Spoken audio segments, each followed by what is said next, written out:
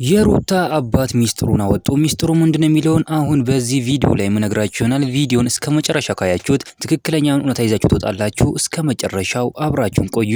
በጣም በሚገርም ሁኔታ እንግዲህ የእንቁዋ የጀግናዋ አባት በጣም ጥሩ ነገሮችን ተናግሯል ማለት ነው። ሩታ በጣም ጠንካራና በጣም ጎበዝ ልጅ ናት ሲሉም ተናግሯል። ደግሞ እውነታቸውን ያሉት በጣም ጠንካራና በጣም ጀግና ናት። እሱን የምታጀግን ሴት ናት ማለት ነው።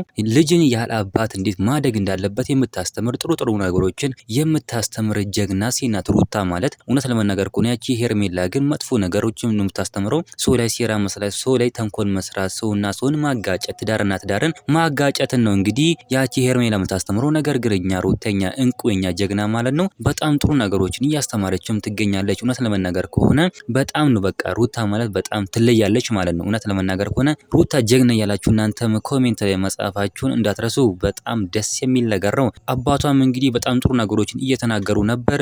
ሩታ በጣም ጠንካራ ናት። ከተነሳባት ግን በጣም አደገኛ ናት። ማንም አይችላትም።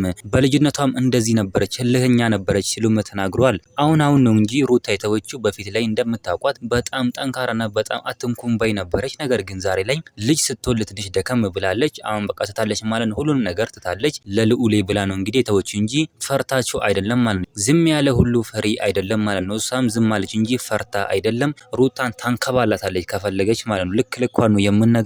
ሩታኛ እንቁኛ ጀግና ያላችሁ እናንተም ኮሜንት ላይ መጻፍ እንዳረሱ፣ ቪዲዮ ላይክ፣ ቻናሉ ሰብስክራይብ ማድረግ እንዳረሱ። በሌላ ቪዲዮ እስከምንገናኝ በያላችሁበት የዓለም ዳርቻ ሰላማችሁ ብዝት ይበልልኝ። ደህና ሆኑልኝ።